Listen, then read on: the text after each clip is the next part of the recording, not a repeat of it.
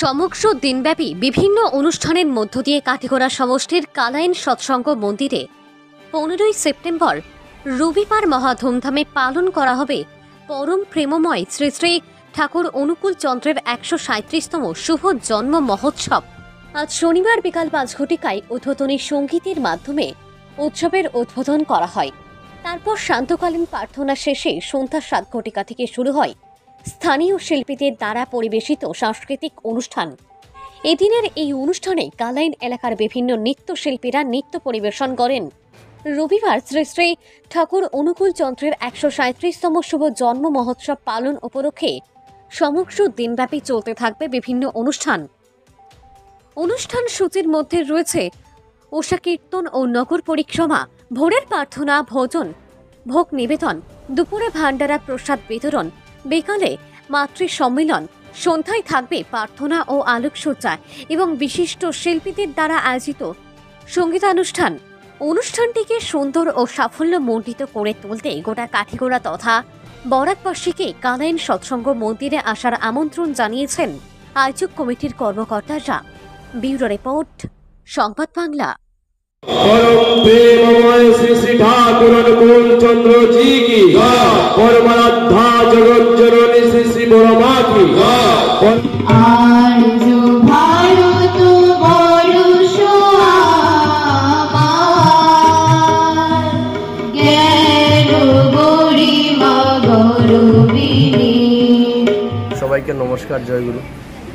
আমাদের কালাইন কেন্দ্র মন্দিরে দুদিন ব্যাপী শ্রী শ্রী ঠাকুর অনুকূল চন্দ্রের 137তম জন্ম মহোৎসবের আজ শুভারম্ভ হলো।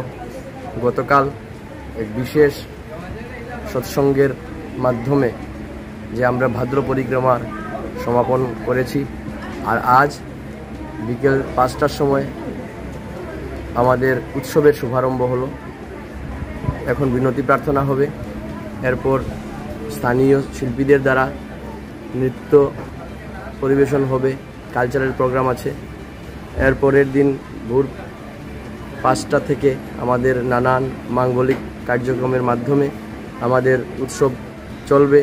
এর মধ্যে রয়েছে সকাল 7টা 5 মিনিটে শ্রী শ্রী ঠাকুর অনুকূল চন্দ্রের 137তম জন্ম মহোৎসবের জন্মলগ্ন ঘোষণা এবং এরপর সৎসঙ্গ, এরপর ধর্মসভা আছে দুপুর 2টার সময়, ভান্ডারা প্রসাদও তখন থেকে বিতরণ হবে। এরপর মাতৃ সম্মেলনের আয়োজন আছে, বিকেল 5টা পর্যন্ত মাতৃ সম্মেলন চলবে।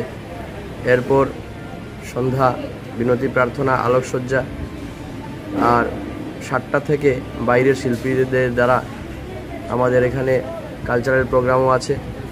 আমাদের এই অঞ্চলের প্রত্যেক দাদা ও মায়েরা, বিশেষ করে ঠাকুরের যারা আশ্রিত আছেন, ওনারা তো থাকেনি এই উৎসবে, কিন্তু আমাদের ঠাকুরের আশ্রিত ছাড়াও যারা আছেন, যারা নাম পাননি ঠাকুরের, ওনারারও প্রচেষ্টায়, ওনাদেরও সহযোগিতায় আমরা প্রতিবার আমরা উৎসব করে থাকি।